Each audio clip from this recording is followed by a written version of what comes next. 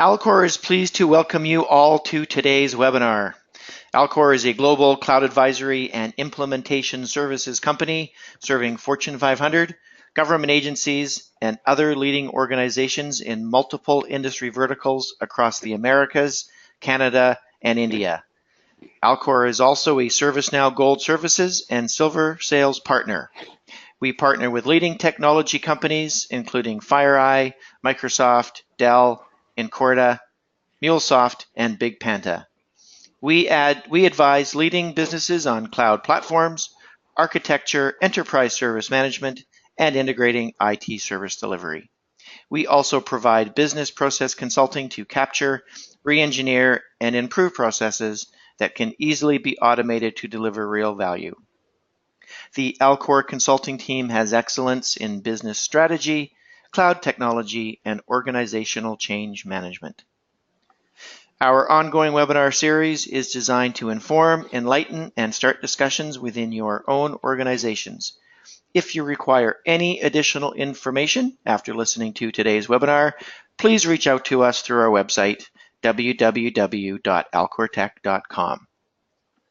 Today's webinar is also on social media. You can follow, comment, and get regular updates for today's webinar with the hashtag Alcor webinar. That's hashtag or number sign ALCORWEBINAR.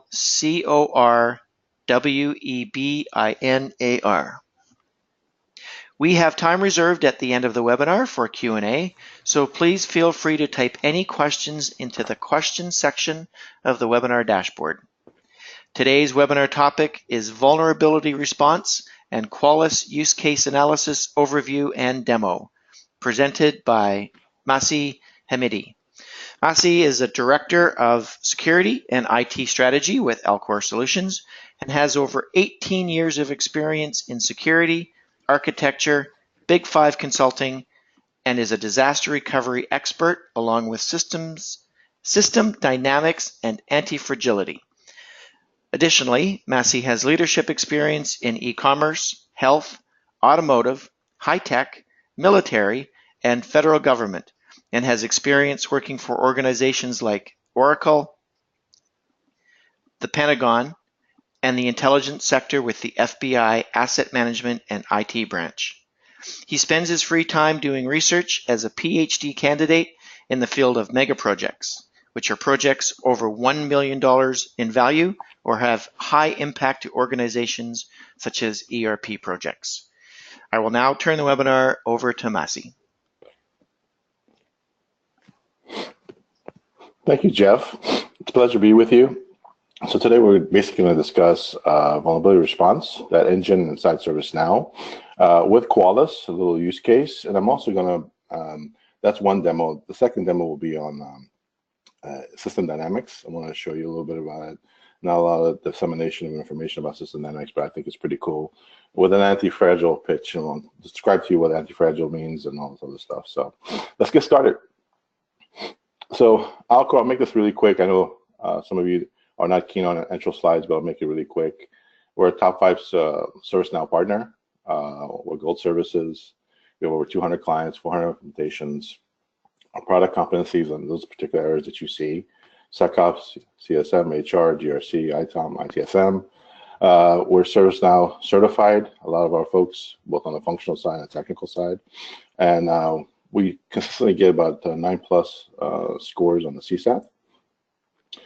Quick little summation of our story. We started out in 2008. Headquarters are in Silicon Valley area and San Francisco area.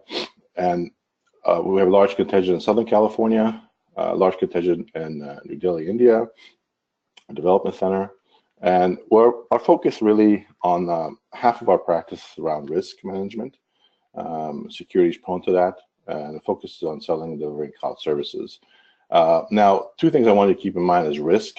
We're very risk oriented. We really value risk, and vulnerabilities are basically a risk management apparatus, right? So basically, we're here to help companies become more robust, not robust. So aiming for resiliency nowadays is not enough. We want to go beyond robustness, and that's what anti-fragility is really about. Security and risk tolerance as well. We have partnerships with CAI, Mobile Technology, IS.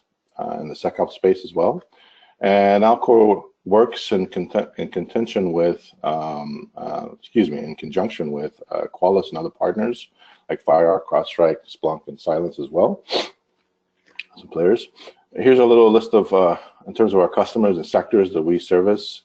So we're kind of really well positioned across the stack of customer bases, from public sector to high tech to healthcare to financial. In the SecOps world, we're basically aligned, and the state governments. We have a couple of high tech customers, a couple of healthcare implementations right now that we're doing. Financial services, we have some in the pipeline, and then retail as well. Of course, we have a couple. So now, what are vulnerabilities? Everybody wants to know what a vulnerability is, and specifically because Meltdown and Spectra, latest vulnerabilities, have sent out a bit of a shockwave throughout the industry. So it's no longer just software focused. Most folks want to focus on software because port 80 and port 8080 are ones that really are attackable because they have to be open through firewalls. But basically, vulnerabilities can happen anywhere across the stack of IT, right? They can have a physical layer, a data link layer, the network layer, the session layer, the presentation layer, and application layer specifically are very vulnerable because that's where software is really focused in terms of authentication methods, input validation issues, inadequate security controls around the application as well. But as Meltdown and Spectra has really taught us, it can happen in any one of these layers, right? And the whole definition is around where are you weak, right? Are you weak internal? Are you weak external in the system? And vulnerabilities can be found through social engineering methods with people as well and processes. And really, Spectre and Meltdown are really vulnerability of processes and not necessarily of technology holistically. It's also revolving around process, not just tech. So we want to uncover these vulnerabilities. We want to test them out. We want to have a complete understanding, and that's where system dynamics and anti-fragility come in place. Quantifying vulnerabilities through mathematical rigor and methodology is great, but you really need to have a greater understanding of the systems and the processes and the feedback loops that take place, right? To explore more potential avenues of risk. That's what the name of the game is, right?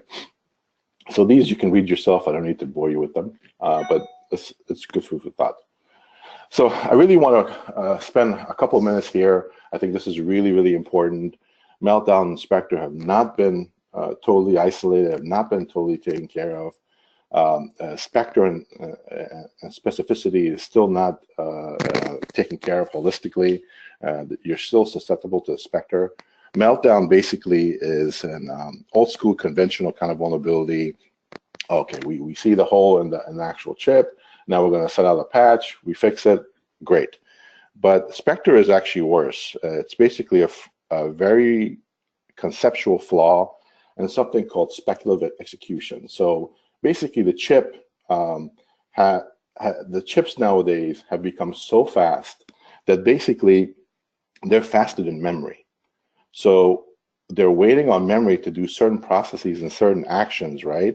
They want to invoke data into the memory, and what it does, it basically guesses. That's the speculative execution part. So when it actually guesses at a memory block doing something, the chip will actually impact data into that memory block and say, okay, I've guessed right, great, now it's worked out. If it guesses wrong, it goes into the trash pile, right? But the problem is that's where the hackers and the bots and bad actors, state-sponsored folks are heavily researching not only this particular flaw within just chips, they're heavily researching flaws across the hardware stack.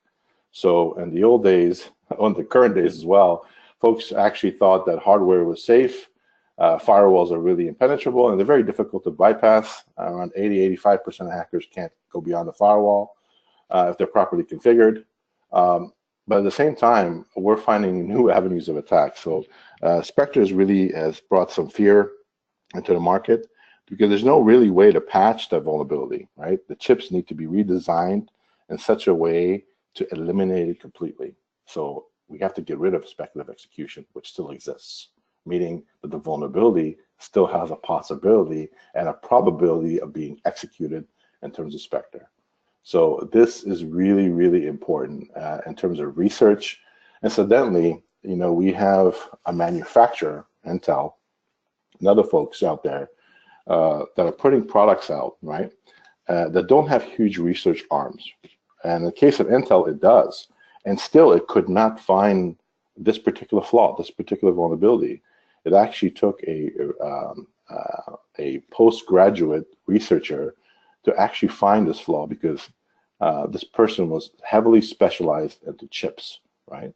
So it's really a wake-up call for everybody around the sector, you know, the propaganda machinery that's in the tech market about prowess with this particular company, that particular company, this particular manufacturer is really left a little hollow after this huge vulnerability, right?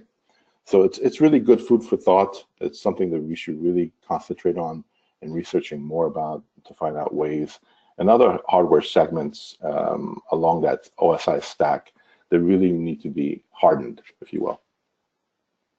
So we have a security ecosystem, a traditional ecosystem that takes place, and this is something that's going over in ServiceNow slides. I'm going to fast forward through it. I know you've seen it. I know you want to get into the demo. That's what we're going to do. And my original aim for this was actually to present this in Prezi, but folks are not used to this, so I'll show you a little demo of Prezi as well. That'll be the third very quick demo. But in terms of detection, what we have are firewalls, virus signature detection-based products, asset-based products like Tanium.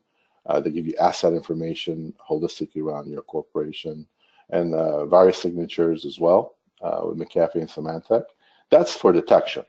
Then we have SIMs, which are security incident and event management systems. Now what SIMs do really quickly is they basically suck in all the logs for all your security apparatus, products, and software. They suck in the logs, including desktop systems, and then they start to analyze those systems with their particular methodology. And then they present that in a presentation layer, for you to actually see what are possible alerts, high, medium, and lows, what are critical, Splunk, for example, QRadar and ArcSight. And then this particular gives you alerts for a possible security incident, which is different from a vulnerability, right? Vulnerabilities are risks, essentially, right? So Qualys not only sees every single data piece out there, right, that's in your enterprise, Rapid7 and Tenable. Tenable is really popular as well. It does this for you, and then basically applies certain DHS, governmental, mathematical, rigorous processes, and CVSS is one of them I'll briefly discuss, and applies to that vulnerability to analyze that vulnerability for, you know, CIA, confidentiality, integrity, availability, and amongst other impact formulas that actually, mathematical formulas that actually will calculate this for you, right? So it presents a posture. Once we have that, we have threat intelligence data from protocols like Styx and Taxi, which are provided by DHS, and third-party companies like CrowdStrike, Carbon Black, and Site Partners. And this basically brings intelligence onto the actual security incident that's at play, so you can better disseminate what's an indicator of a compromise, or what's basically a threat, and the specificity of that threat. It provides intelligence in that ticket. So all of this is basically culminated inside ServiceNow, and the vulnerability scanner can actually populate your CMDB. And then from that CMDB, if you have a good asset knowledge, you can basically create runbooks, which are, how would you handle this incident? What are the steps that you would take? If you have malicious code or malicious email into your environment, how would you handle that, right? That's the runbook. So that runbook gets translated into workflows, right? And from workflows, you find out really a good way of actually disseminating process and providing some rigor into your process, because not only do you understand your process, you run it, right? You actually workflow it and you find holes. I've done this with numerous customers, and it's a really great process. In the beginning, it's kind of difficult, especially if you don't have runbooks, but we can help you design the runbooks as well. And then eventually you want it to be automated, right? Certain aspects, not everything can be automated, but certain aspects within that workflow, you want it to be automated. You actually want an IT connection, right? You want IT, security, asset groups, legal groups, all these other folks actually connecting and sharing data, sharing tasks, and that's what ServiceNow gives you. It also collects that data, collects those work notes, collects those tickets, pertinent information, puts together a post-incident review package for you, and you can review and have your PIRs on a weekly, monthly basis as well. And then eventually you want orchestration tied into this as well, right? You want things from the outside parties away from ServiceNow, like VMware, Azure, cloud partners, AWS, to basically do certain actions, report that back into that workflow so you can continue on to the next step. This is an evolutionary concept. You want to get into orchestration a little bit later, but it's very vital, very important as well. Automation orchestrations are very important to get to. That comes with some maturity, and it's done in a very phased approach, right? So most organizations that we think about are really at level 0, right? We're using spreadsheets to tracking, and essentially Microsoft is essentially in control of security, right? Emails, texts, PowerPoint slides, in particular, tracking spreadsheets of information, siloed information. That's what we don't want, right? We want to go into a basic operation, what's called basic operation in terms of security incident tracking, something in the system. We get core processes built into workflows, and accountability is defined, SLAs are defined, core security tools are integrated as well. Those things are really, really important. And that's what ServiceNow will actually guide you through in the process of a phased approach into getting there, right? So essentially in this diagram, if you look, all I basically need is a SIEM, ingestion into ServiceNow, and I need a vulnerability scanner ingestion into ServiceNow, and I'm in business. That's all I need. So I'm going to fast forward these really quickly. So vulnerability response is what we're talking about in this particular mini workshop or this particular webinar, integrating with the National Vulnerability Database, third-party integrations, prioritizing items. This helps you do. And then the mechanism, remember I told you about the scope rigor or the mathematical rigor. The mechanism is CVSS, right? So CVSS, these formulas are applied to the scanner, also to ServiceNow components. ServiceNow has its own some numerical rigor that it applies as well. And we discussed that in the workshop, holistically 8 hours for you, and go into great depth and detail. But this is a quick little summation, right? So the vulnerability component that we're talking about is usually, I say usually loosely, a software component, right, that impacts a software or hardware or network component. These are the other components that feed information into the CIA formula. This is a mathematical formula that calculates confidentiality, integrity, and availability. That's one aspect of the CVSS score. And then the other aspect is exploitability matrix, right? How exploitable are you, right? We're talking about access complexity, right? Beyond the attacker's control, right? The higher the score, the greater the access complexity, right? The attack vector, how remote the attacker is in terms of your particular location, your particular environment. Process required, right? Excuse me, privileges required, right? This is new in version 3.0. This is version 3.0. 2.0 was actually deprecated. 3.0 is now the standard. This is what it's talking about, a level of access required for an attack instead of number of times the attacker has to authenticate to get through past the different layers, traversing those packets into your internal environment, right? So with that in mind, the function of the exploitability, the scope, and the impact, that gives you a CVSS score, right? That lets you know how serious this particular vulnerability is. And then another application, SIR, we call it in security operations, is also incorporated as well. This is beyond the scope of this particular discussion, but this is how your vulnerabilities that eventually become really prone incidences or incidences that are self-discovered, web-based defacement, or a particular IOC lookup that a particular person has to do, or basically they notice a policy violation. They can do self-service security incidences by going to the security incident catalog, or within ServiceNow, or basically most of the time this is handled by a SIEM. SIEM sends alerts The alerts go into event management. Event management eventually makes them into an actual security incident ticket or a cert ticket, right? Well, I'll show you that when we go to the demo. And then there's threat intelligence as well, analysis, incorporating sticks and taxi protocols into your security incident response tickets, providing feeds from third parties as well to enrich that data to give you more specificity in terms of that indication of a compromise or other matters. So let's go into the application itself quickly. So when I'm actually into security operations, I like to leave my home page into the Vulnerability Explorer. You can make your home page into basically any section of security, self-service, knowledge management, anything that you want. Security incident response is another one that's really popular in security. So this is your cert tickets, your actual incidences. This should be lower than your vulnerabilities, obviously. So we're concentrating on vulnerabilities right now. So let's go back to the Vulnerability Explorer. So in here, you get a really good indication. This is out of the box stuff, right? That comes out.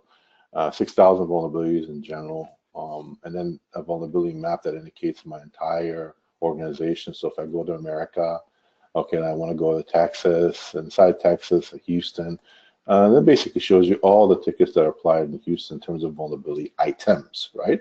So a lot of confusion in place in terms of what a vulnerability item is, in terms of a vulnerability. I have a graphic that I've actually created to actually walk you through. I think you'll find it informative. So we'll discuss that in the next slide deck. But getting back to here, let's say I have a vulnerability, right? So I want to see my vulnerability. So I want to go to the vulnerability engine inside ServiceNow. So besides seeing all this interesting stuff, which is pretty great and granular, you can go into detail about what's critical, what's not critical in terms of detail. The security incident catalog here is really fascinating. A lot of customers really like this in terms of denial of service, recognizance activity, any activity that you do on a self-service basis. The general user out there can actually go to security incident catalog, just like you can with service catalog, and say, okay, I've experienced this. Some security departments that we talk to don't actually like this particular complete set. They don't want to expose this, but that's easily done. You can basically move it around as much as you want. You can take them out, only expose certain ones. That's totally fine. That's up to you. But that's one aspect. Well, little things that are important here too, like visual task boards. I created one here. So I go to my new board. You know, I'm in a only primary, so I'm gonna, when I'm done with it here, it's a pretty unique aspect. So it's no big deal. So let's go back into vulnerabilities. So in here, I have a bunch of vulnerabilities, right, that are exposed, right? So I have a state configuration item and the vulnerabilities themselves. Okay, this CVE, I'll explain to you what that is. Common vulnerability exposure that's available. We'll discuss that in detail. But let's say I want to mimic the fact that I have a third party, right? This third party is Qualys, right? This third party library is Qualys. Qualys presents something called a QID, right? So Tenable has its own depiction. Qualys has its own QID. So if I go to QID, it kind of gives me a granular aspect of that particular vulnerability that's coming from the source of Qualys, right? So it's last modified, exploit, active exploit, yes. The details of that particular exploit, where the patches are, all those details are actually contained within the QID. This is coming from Qualys. So I'm going to mimic this inside vulnerability items. So I'm going to say, okay, let's create a new one. So I'm creating a new one, and I'm going to pretend that this is actually coming from Qualys. So I have a template here.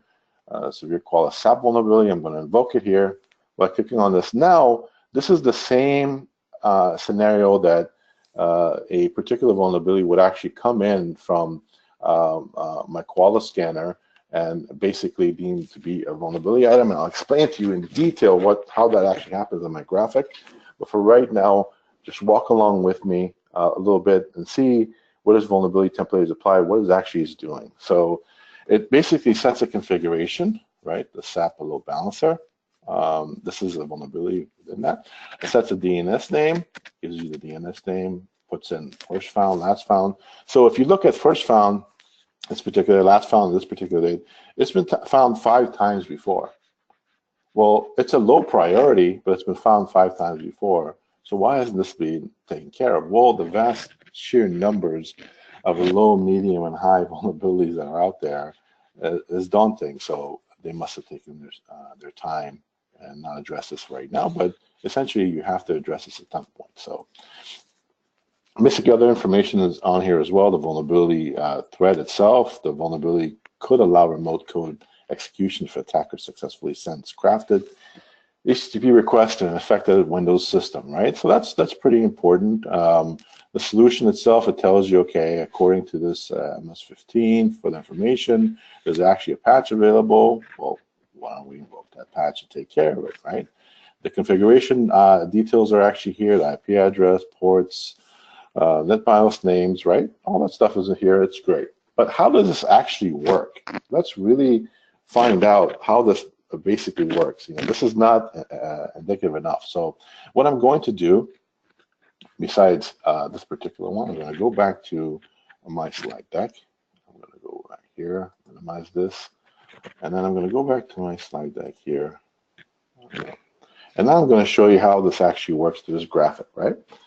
So the process is a several phase process. This is phase one. So when Qualys actually sends this QIDs to the CMDB inside ServiceNow, before it actually creates vulnerability items, it does this bidirectional one method, 2, and then 3 methods. So first method is the scanner basically does a bidirectional correlation with DNS, right? The parameter utilized is DNS. It actually looks at the CMDB, compares the DNS record to Qualys and the QID and all that other good stuff, and basically does a correlation. If it actually matches, it creates a VIT record, right? These are your vulnerability items, or your vulnerability tickets, in other ways to look at it. These are your vulnerability items that are actually created that I just showed you, right? This is your VIT. So that's one correlation.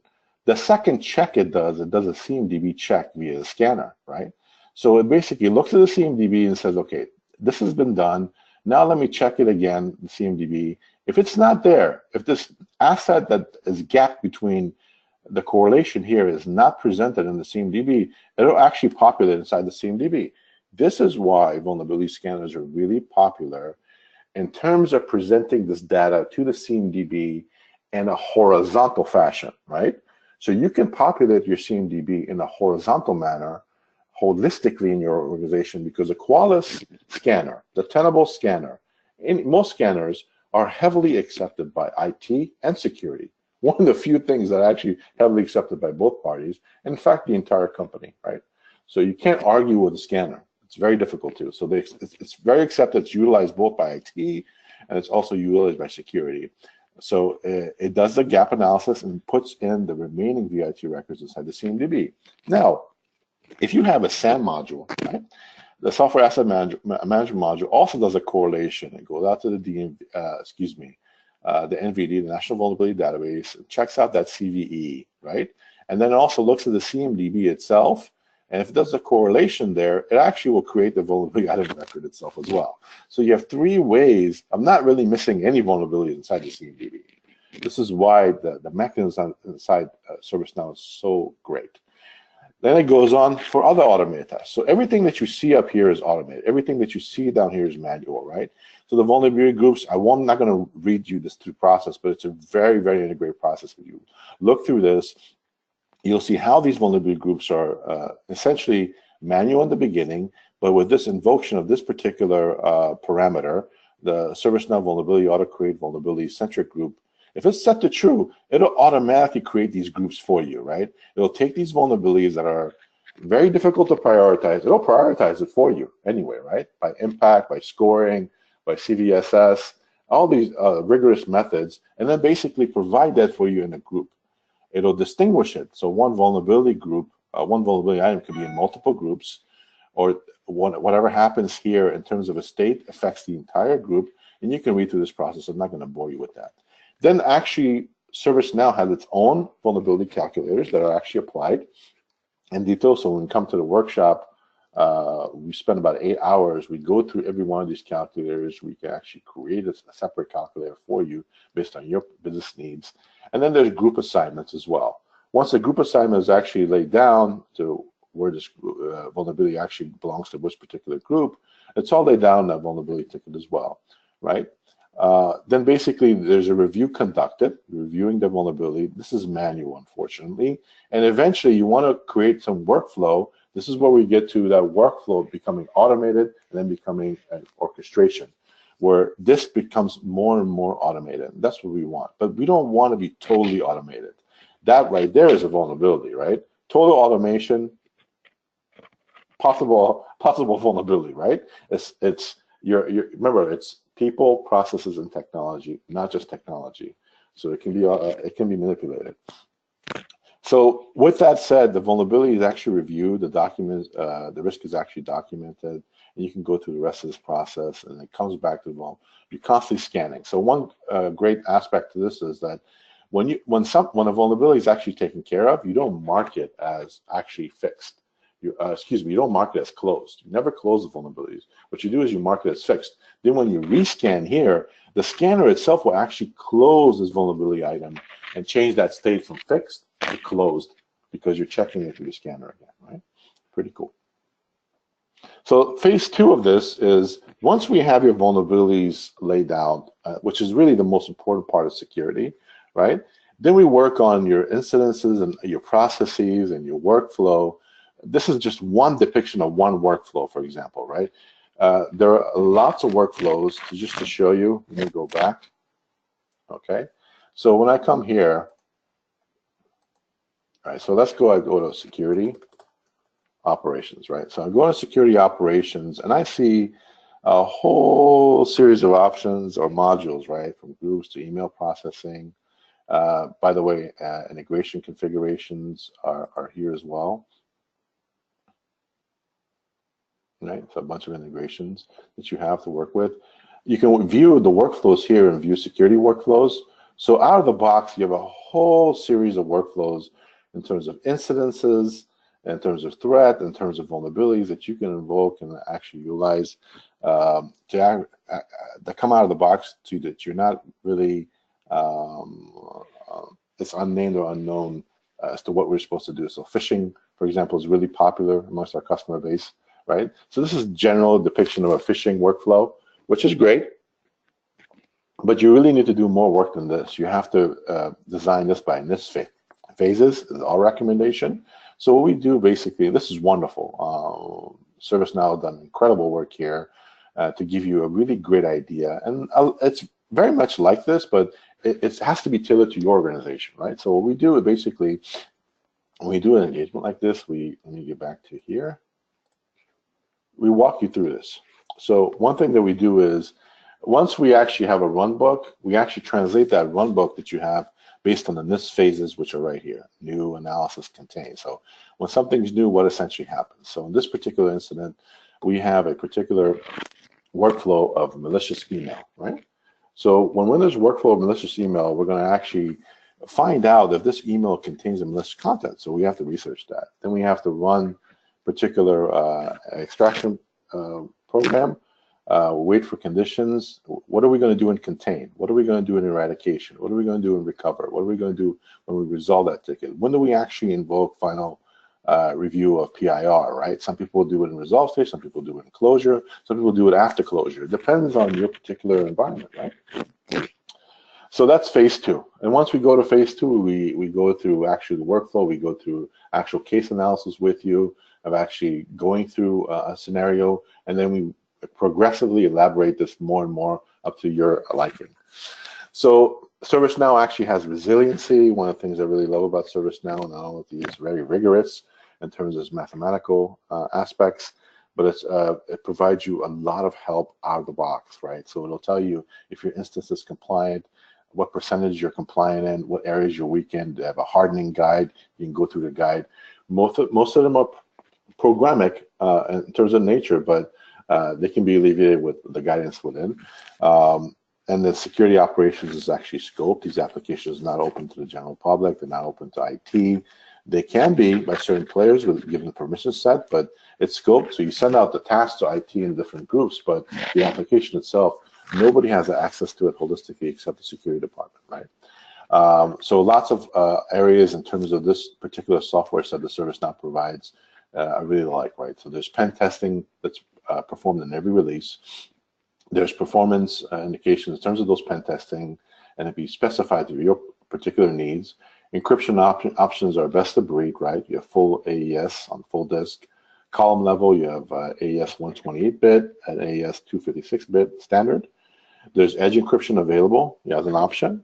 And ServiceNow also has a search team. It's continuous monitoring and communicating with customers very progressively. And in terms of Qualys, Qualys has resiliency, huge scope as well. The processing Qualys, if you look on the left side, is done at their SOC. So no processing is actually happening in your environment. And I want to fast forward this, but this is a very popular make where you have Amazon, you have dual regions that provide resiliency. Never mind that it's incredibly expensive to have dual regions in Amazon.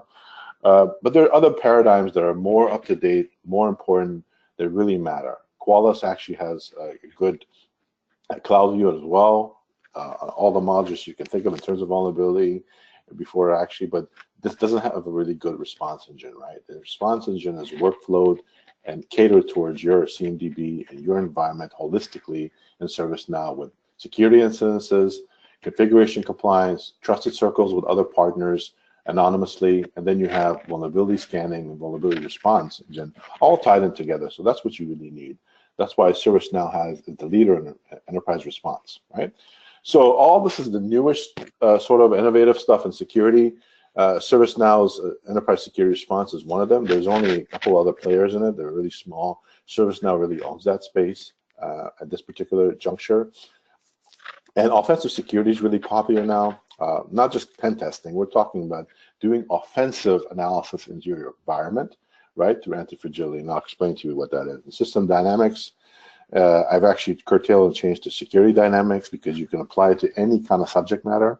And let's discuss this, right? So look at this picture. This is a Greek mythological creature known as Hydra. You cut off one head, two grow back. That's essentially ANTIFRAGILITY. So you invoke randomness, disorder, chaos to your systems to actually make you harder, to make you smarter, and also make the systems totally exposed and totally known. This is a planned outage, excuse me, not a planned outage, but a planned offensive stance, right? You don't just do this in production willy-nilly, but you plan it out. But the more you do it, it's better than having a DR, right? That's robust. And specifically, let's talk about the robustness real quick. So essentially in the beginning, you have a waterfall or a plan, right? That's usually a concave mathematical response, right? So if you're waiting and waiting and waiting and waiting, the size of that stone as it hits you, as you're longer you're waiting, the impact is much greater, right? So that's why things are actually fragile, that are concave, that are waterfall, that are planned. You ever had a plan? Has it ever gone exactly to the T? No. There's always a concave response to it. Some unknown black swan, negative black swan enters it, right? Nassim Taleb created this methodology and has books on it. You can read up. But most people in IT and security, they recognize this robust notion, right? If something is really weak, let's make it robust, right? Let's make it a mirror. Let's make it, side A goes down, side B will take over. That's really old school, right? What you really want to do is do what Netflix does, and that's chaos engineering. That's invoke pain into your environment. And when you invoke pain in your environment, you benefit and gain from that disorder. And this is a mathematical concept. This is 256 pages of math written by Nassim Taleb. He's proved it. So it's not really arguable, but you can read his mathematical work in a book called Silent Risk. I totally recommend it if you're into it. So what you really want to do with system dynamics, I haven't explained to you further, but you really want a system dynamics, you want the death of gut management. You don't want to guess. And so much of our security work and our managers are actually guessing. They don't really know. They don't really understand what they're doing. Honestly, they think they do. And system dynamics exposes that. So it helps you understand. So what system dynamics does, it says, okay, I have a bunch of stocks, which are accumulation, right? So accumulated security cost goes up and down, up and down.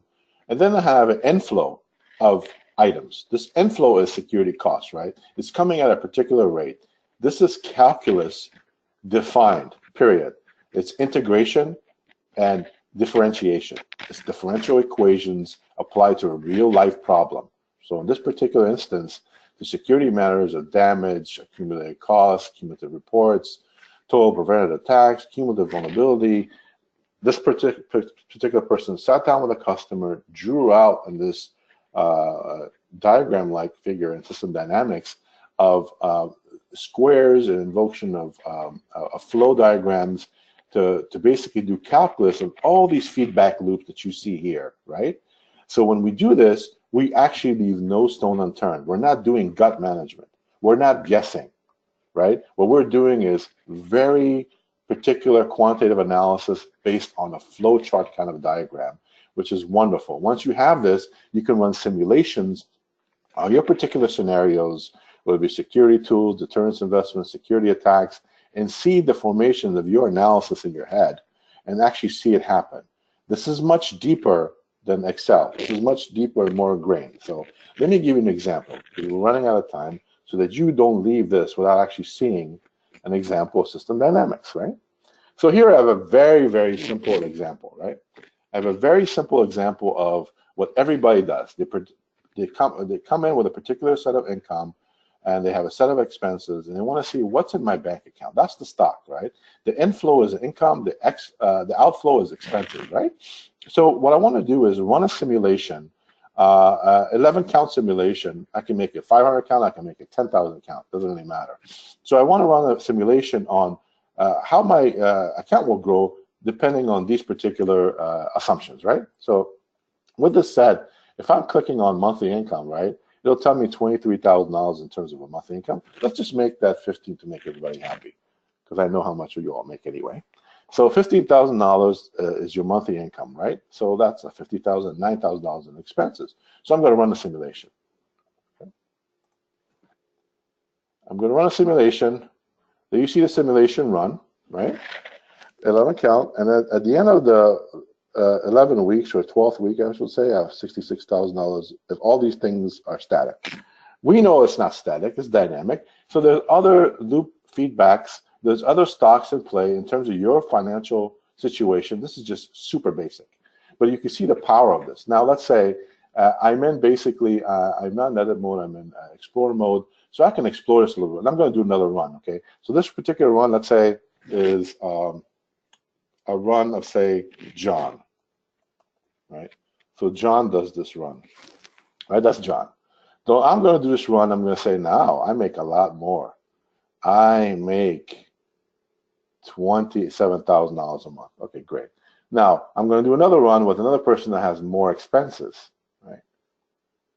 14,000 expenses. Then I'm going to do another run with somebody who says, okay, you guys are small change. I actually do about 109K a month, right? You can see the departure disparity, right? We can bring it back. So that's system dynamics. This is just one aspect. Can you imagine what you can do in terms of security problem situations that you normally don't have to guess at? And Excel, forget about it. Excel can't do advanced calculations like this in terms of calculus on a huge apparatus of issues and feedback loops. Not going to happen. Actually, no system can. So system dynamics is actually taught in MIT. I had the pleasure and honor of actually taking classes there.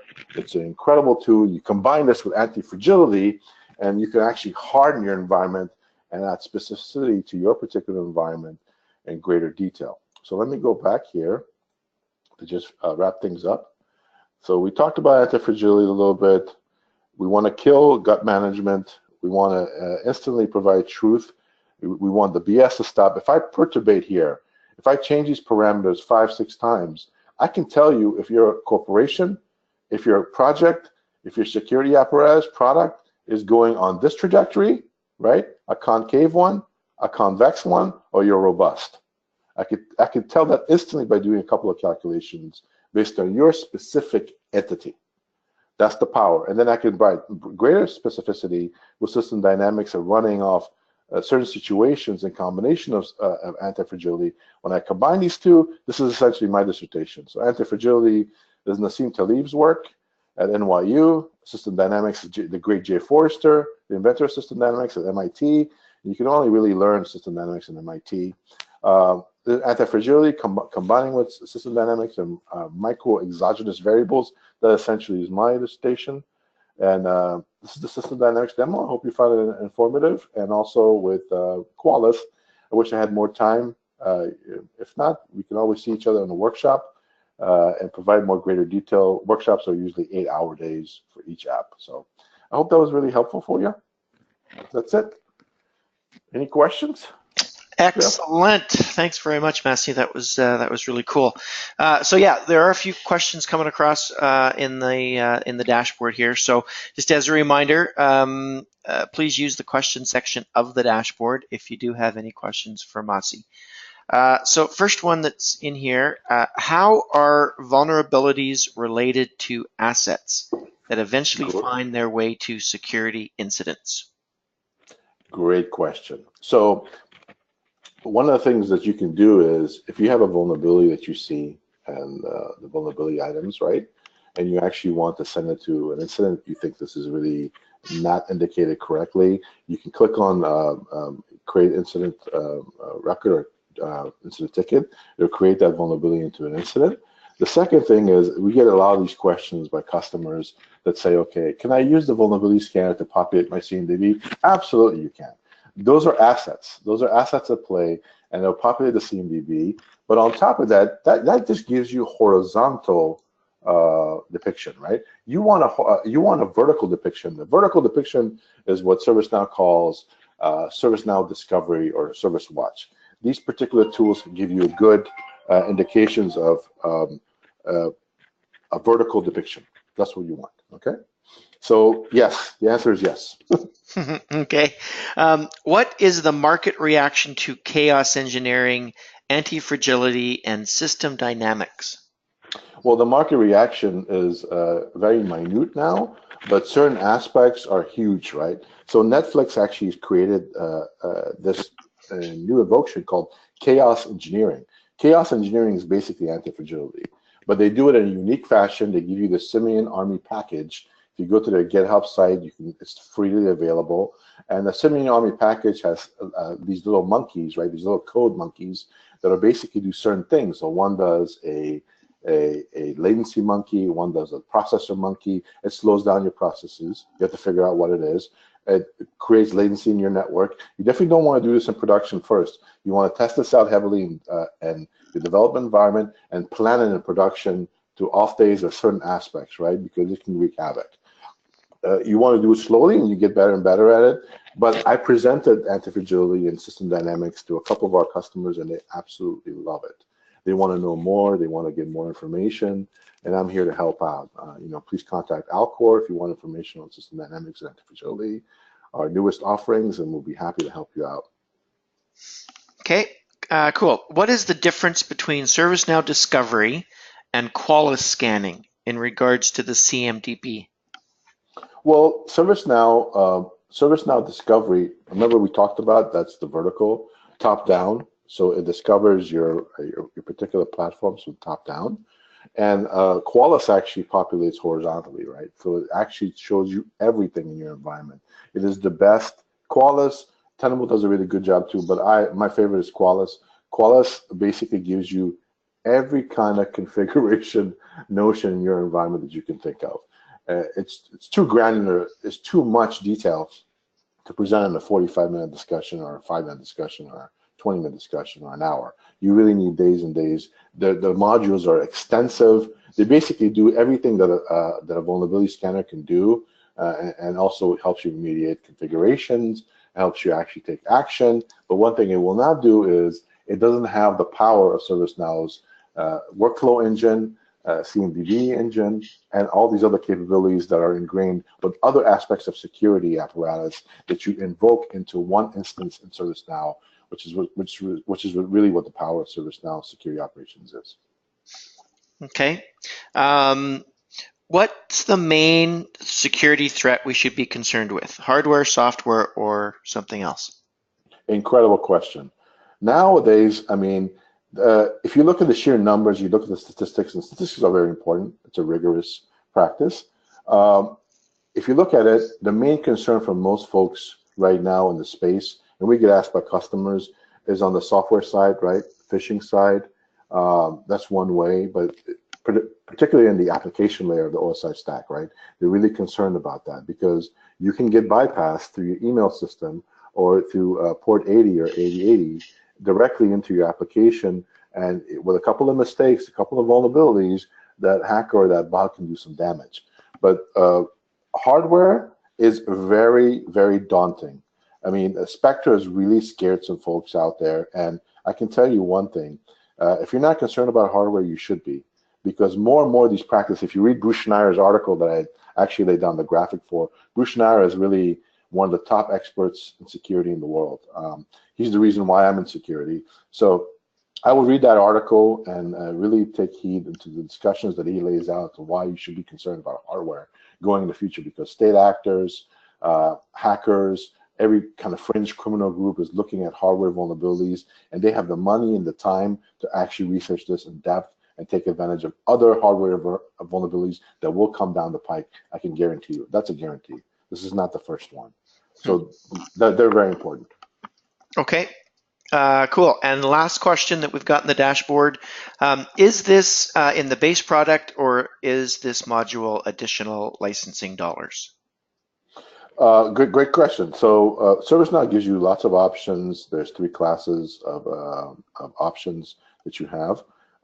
Specifically, you want to talk to a salesperson within Alcor or another partner or ServiceNow themselves. But basically, you can have one application. We have some customers that only want security incident response. Then when we get in there, we do a workshop, and they realize, oh, vulnerability response is really cool, and threat analysis or threat intelligence is really cool as well. And oh, what is this configuration compliance new application? Okay, and what is trusted circles? How does that work? So once we get into those conversations, we might do a follow-up workshop, might do a follow-up seminar. We might get into the details of it, and they realize, well, no, I'm okay, and I really want SIR, or I really want vulnerability response.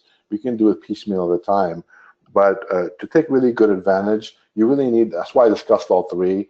The 3 core pieces: threat intelligence, security incident response, and vulnerability response. You really want in your environment. If you don't have those workflow engines with ServiceNow, please purchase all 3. It's completely worth it because it gives you a complete picture of what your security apparatus is, and in terms of response and workflow. That's what you want. You don't want just one piece of it. Then you're going to have to make up for those other pieces somehow within that enterprise workflow.